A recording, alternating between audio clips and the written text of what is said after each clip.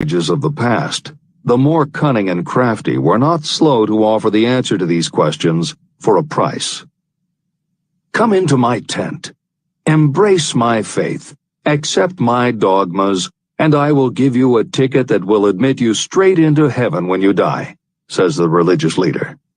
Remain out of my tent, says the same leader, and the devil will take you and burn you throughout eternity.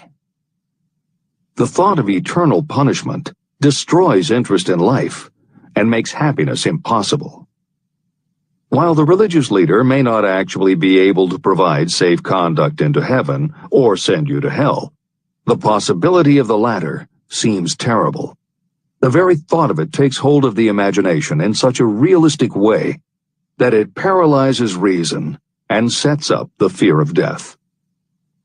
The fear of death is not as common now as it was during the age when there were no great colleges and universities.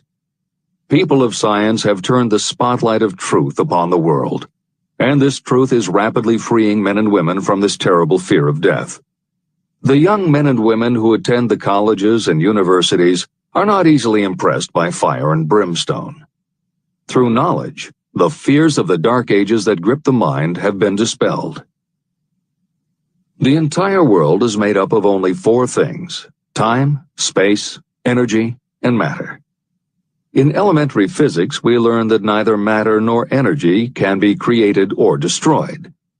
Both matter and energy can be transformed, but neither can be destroyed. Life is energy, if it is anything. If neither energy nor matter can be destroyed, of course, life itself cannot be destroyed.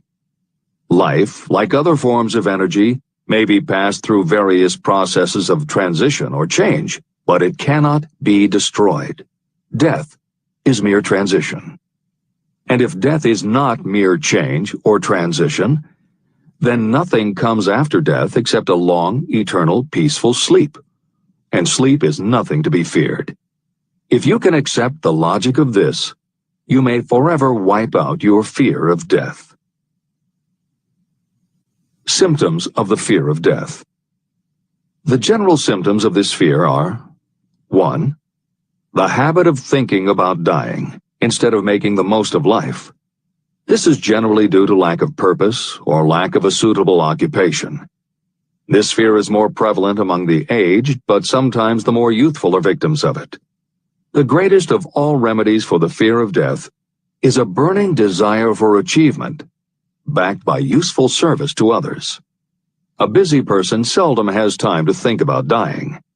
A busy person finds life too thrilling to worry about death. 2. Sometimes the fear of death is closely associated with the fear of poverty, where death would leave loved ones poverty-stricken. 3. In other cases, the fear of death is caused by illness and the breakdown of physical body resistance. 4. The most common causes of the fear of death are ill health, poverty, lack of appropriate occupation, disappointment over love, insanity, and religious fanaticism. The disaster of worry and destructive thinking. Worry is a state of mind based upon fear. It works slowly but persistently. It is insidious and subtle. Step by step, it digs itself in until it paralyzes the reasoning faculty and destroys self-confidence and initiative. Worry is a form of sustained fear caused by indecision. Therefore, it is a state of mind that can be controlled.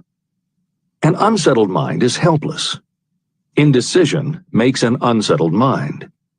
Most individuals lack the willpower to reach decisions promptly and to stand by them after they have been made. We do not worry over conditions once we have reached a decision to follow a definite line of action. I once interviewed a man who was sentenced to be electrocuted 2 hours later. The condemned man was the calmest of the 8 men who were in the death cell with him. His calmness prompted me to ask him how it felt to know that he was going into eternity in a short while. With a smile of confidence on his face, he said, "It feels fine. Just think, brother, my troubles will soon be over. I've had nothing but trouble all my life. It has been a hardship to get food and clothing. Soon, I will not need these things. I have felt fine ever since I learned for certain that I must die. I made up my mind then to accept my fate in good spirit." As he spoke, he devoured a dinner sufficient for 3 men, eating every mouthful of the food brought to him, and apparently enjoying it as much as if no disaster awaited him. Decision gave this man resignation to his fate. Decision can also prevent one's acceptance of undesired circumstances. Through indecision, the 6 basic fears become translated into a state of worry. Relieve yourself forever of the fear of death by reaching a decision to accept death as an inescapable event. Eliminate the fear of old age by reaching a decision to accept it not as a handicap, but as a great blessing that carries with it wisdom, self-control, and understanding. Master the fear of loss of love by reaching a decision to get along without love, if that is necessary. Defeat the fear of criticism by reaching a decision not to worry about what other people think, do, or say. Overcome the fear of ill health by the decision to forget symptoms, and whip the fear of poverty by reaching a decision to get along with whatever wealth you can accumulate without worry. Kill the habit of worry in all its forms by reaching a general blanket decision that nothing life has to offer is worth the price of worry. With this decision will come poise, peace of mind, and calmness of thought, which will bring happiness. If your mind is filled with fear, you not only destroy your own chances of intelligent action, but you transmit these destructive vibrations to the minds of all who come into contact with you, and you destroy their chances too. Even a dog or a horse knows when its master lacks courage. It will pick up the vibrations of fear given off by its master and behave accordingly. The vibrations of fear pass from one mind to another just as quickly and as surely as the sound of the human voice passes from the broadcasting station to a radio receiver. The person who constantly speaks of negative or destructive thoughts is practically certain to experience the results of those words in the form of destructive feedback. But even negative thoughts without words will come back to you.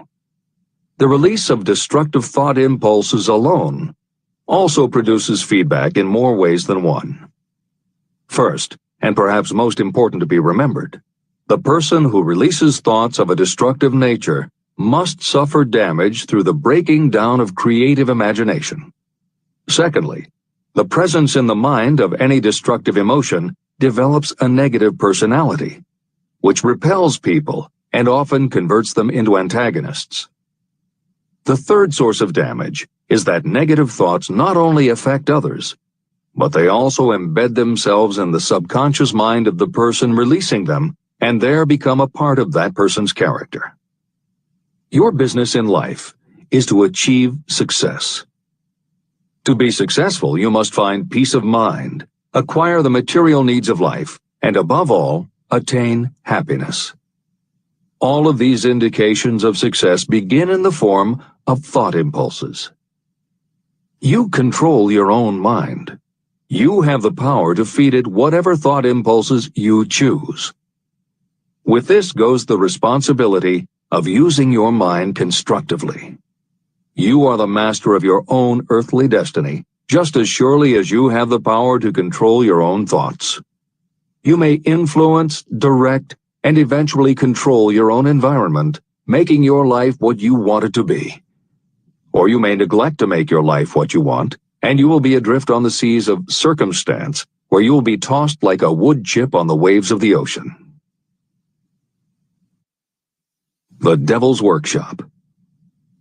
In addition to the 6 basic fears, there is another evil by which people suffer. It constitutes a rich soil in which the seeds of failure grow abundantly. It is so subtle that its presence often is not detected. It is more deeply rooted and more often fatal than all of the 6 fears. For want of a better name, let us call this evil susceptibility to negative influences. Those who accumulate great riches always protect themselves against negative influences. The poverty-stricken never do. Those who succeed in any calling must prepare their minds to resist such influences. If you are reading this book to learn how to grow rich, you should examine yourself very carefully to determine whether you are susceptible to negative influences. If you neglect this self-analysis, you will give up your right to attain the object of your desires. Make your analysis searching. As you read the following questions, be tough on yourself. Go at the task as carefully as you would if you were searching for any other enemy you knew was waiting to ambush you. You must deal with your own faults as you would with a real and serious enemy. You can easily protect yourself against real enemies because there are laws, police, and courts to deal with them. But this seventh basic evil is more difficult to master because it strikes when you are not aware of its presence, when you are asleep and while you are awake. Moreover, its weapon is intangible because it consists of merely a state of mind. Negative influences are also dangerous because they come in so many different forms. Sometimes they enter the mind through the well-meant words of your friends and relatives. At other times they come from within, through your own mental attitude. Always, it is as deadly as poison, even though it may not kill as quickly. How to protect yourself against negative influences. To protect yourself against negative influences, whether of your own making or the result of negative people around you, recognize that your willpower is your defense. You must put it into constant use until it builds a wall of immunity against negative influences in your own mind. Recognize that you and every other human being are, by nature, lazy, indifferent, and susceptible to all suggestions that reinforce your weaknesses. Recognize that you are, by nature, susceptible to all of the 6 basic fears, and you must set up habits to counteract all these fears. Recognize that negative influences often work on you through your subconscious mind and are therefore difficult to detect. Keep your mind closed against all people who depress or discourage you in any way. Clean out your medicine chest and stop pandering to colds, aches, pains, and imaginary illness. Deliberately seek the company of people who influence you to think and act for yourself. Do not expect troubles, as they have a tendency not to disappoint. Without doubt, the most common weakness of all human beings is the habit of leaving their minds open to the negative influences of other people. This weakness is all the more damaging because most people do not even know they do it. The following list of questions is designed to help you see yourself as you really are. You should read through the list now. Then set aside a day when you can give adequate time to go through the list again and thoroughly answer each question. When you do this, I advise that you read the questions and state your answers aloud so you can hear your own voice. This will make it easier for you to be truthful with yourself. Self-analysis questions. Do you complain often of feeling bad? And if so, what is the cause? Do you find fault with other people at the slightest provocation? Do you frequently make mistakes in your work? And if so, why? Are you sarcastic and offensive in your conversation? Do you deliberately avoid the association of anyone? And if so, why? Do you suffer frequently with indigestion? If so, what is the cause? Does life seem futile and the future hopeless to you? Do you like your occupation? If not, why? Do you often feel self-pity? And if so, why? Are you envious of those who excel you? To which do you devote most time, thinking of success or of failure? Are you gaining or losing self-confidence as you grow older? Do you learn something of value from all mistakes? Are you permitting some relative or acquaintance to worry you? If so, why? Are you sometimes excited about life, and at other times in the depths of despondency? Who has the most inspiring influence upon you, and for what reason? Do you tolerate negative or discouraging influences that you could avoid? Are you careless of your personal appearance? If so, when and why? Have you learned how to ignore your troubles by being too busy to be annoyed by them? Would you call yourself a spineless weakling if you permitted others to do your thinking for you? How many preventable disturbances annoy you, and why do you tolerate them? Do you resort to alcohol, drugs, cigarettes, or other compulsions to quiet your nerves? If so, why do you not try willpower instead? Does anyone nag you, and if so, for what reason? Do you have a definite major purpose? And if so, what is it, and what plan do you have for achieving it? Do you suffer from any of the 6 basic fears? If so, which ones? Have you developed a method to shield yourself against the negative influence of others? Do you use autosuggestion to make your mind positive? Which do you value most, your material possessions or your privilege of controlling your own thoughts? Are you easily influenced by others against your own judgment? Has today added anything of value to your stock of knowledge or state of mind? Do you face squarely the circumstances that make you unhappy, or do you sidestep the responsibility?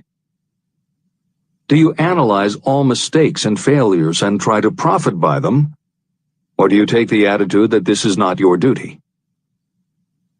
Can you name 3 of your most damaging weaknesses?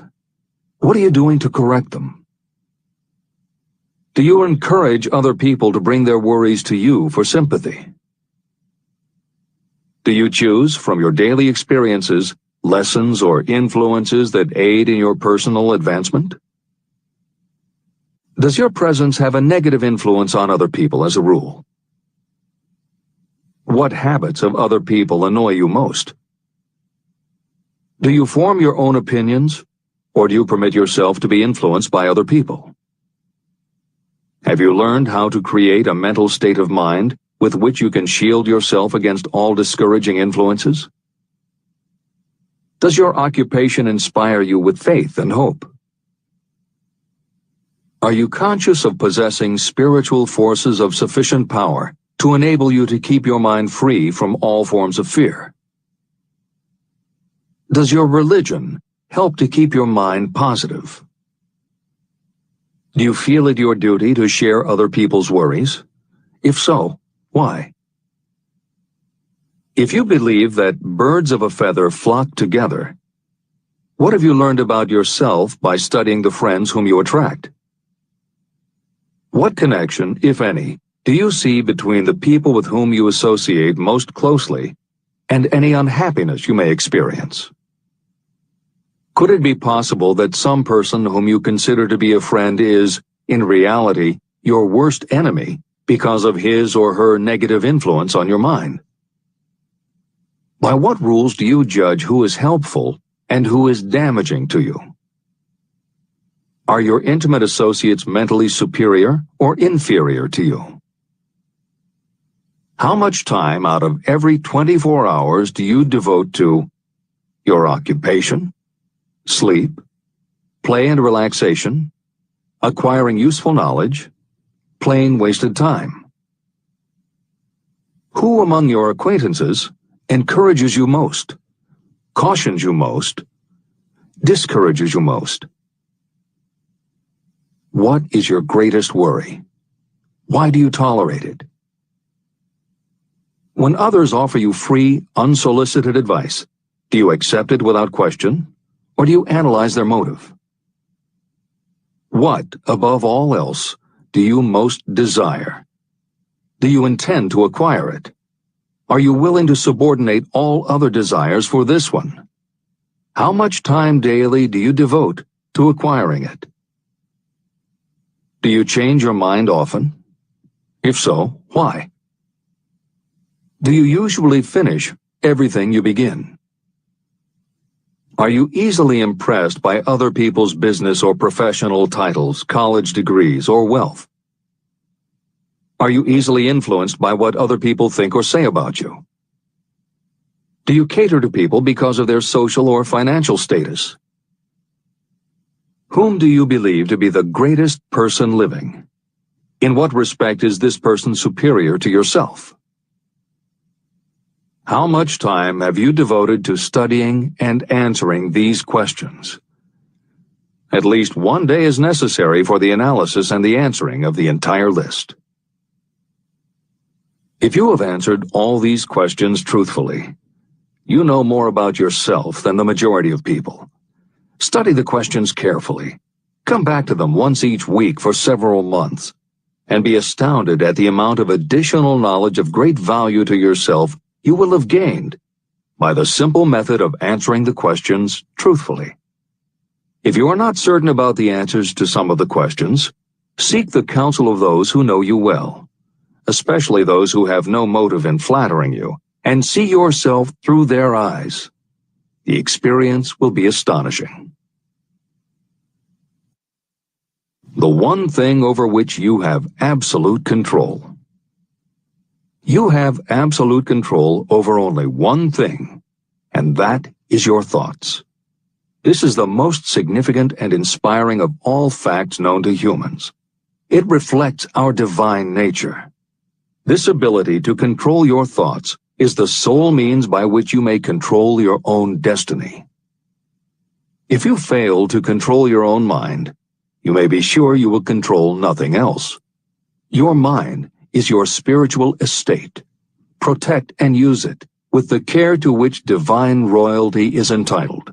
You were given your willpower for this purpose. Unfortunately, there is no legal protection against those who, by design or through ignorance, poison the minds of others with negative suggestion. Those with negative minds tried to convince Thomas A. Edison that he could not build a machine that would record and reproduce the human voice, because, they said, no one else has ever produced such a machine. Edison did not believe them. He knew that the mind could produce anything the mind could conceive and believe.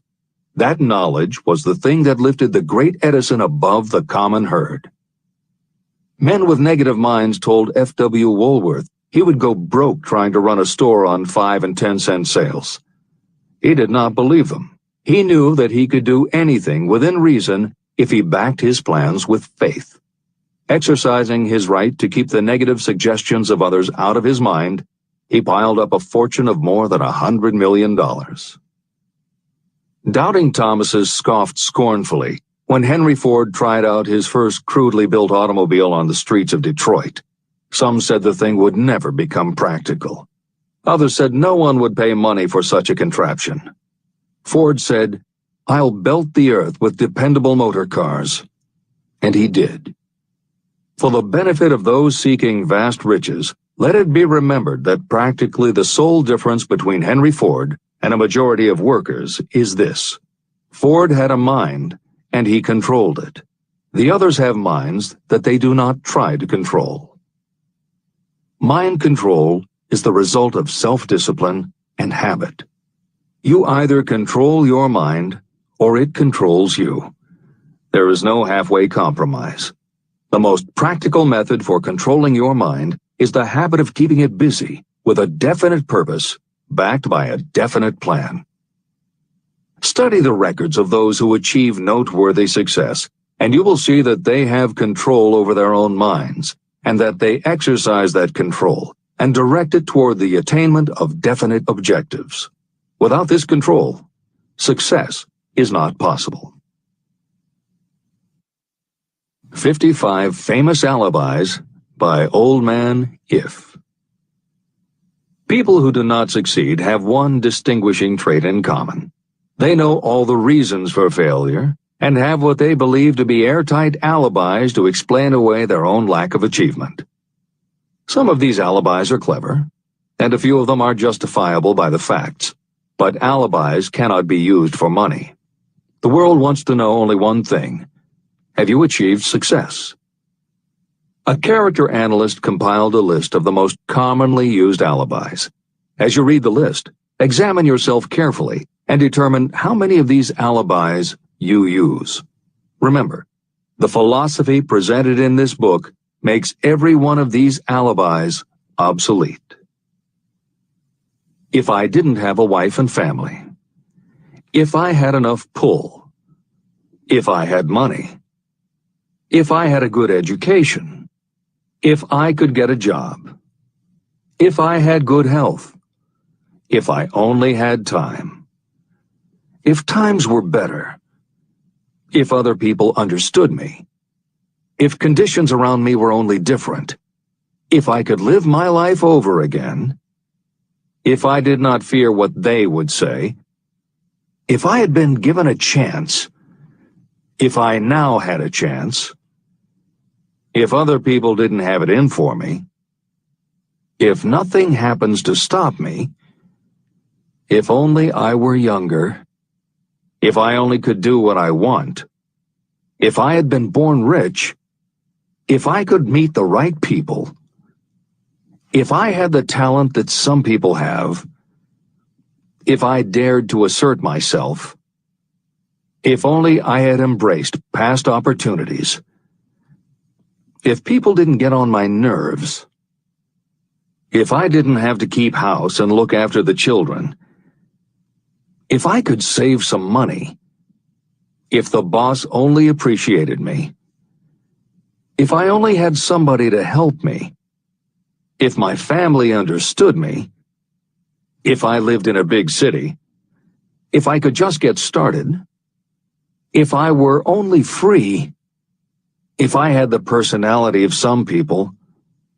If I were not so fat. If my real talents were known. If I could just get a break. If I could only get out of debt. If I hadn't failed. If I only knew how. If everybody wasn't against me. If I didn't have so many worries. If I could marry the right person. If people weren't so dumb. If my family were not so extravagant. If I were sure of myself. If luck were not against me. If I had not been born under the wrong star. If it were not true that what is to be will be. If I did not have to work so hard. If I hadn't lost my money. If I lived in a different neighborhood. If I didn't have a past. If I only had a business of my own. If other people would only listen to me. If, and this is the greatest of them all, if I had the courage to see myself as I really am, I would find out what is wrong with me and correct it. And I know that something must be wrong with the way I have done things, or I would already have the success that I desire. I recognize that something must be wrong with me, otherwise I would have spent more time analyzing my weaknesses and less time building alibis to cover them. Building alibis to explain away failure is a national pastime. The habit is as old as the human race and is fatal to success. Why do people cling to their pet alibis?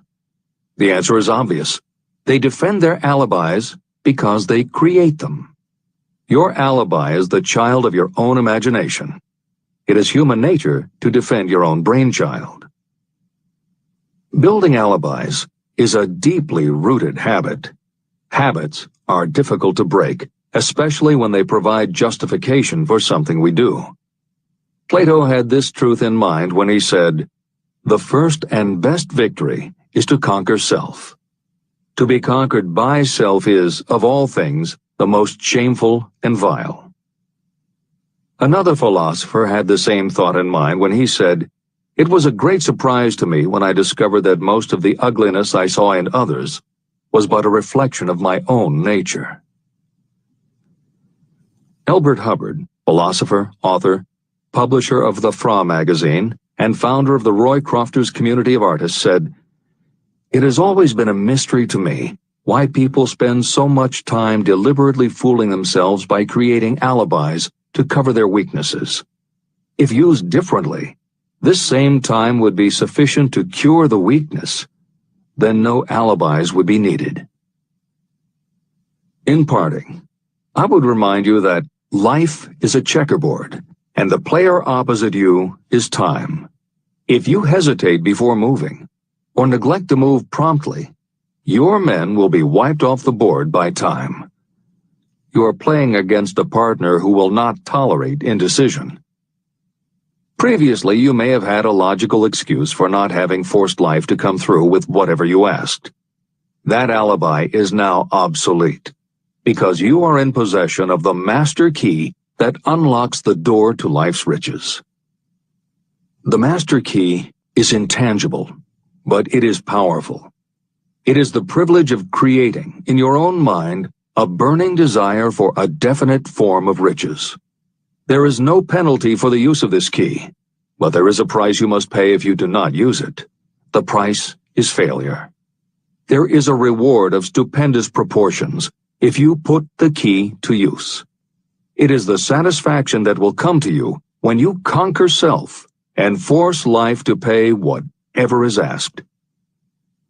The reward is worthy of your effort. Will you make the start and be convinced? If we are related, said the immortal Emerson, we shall meet.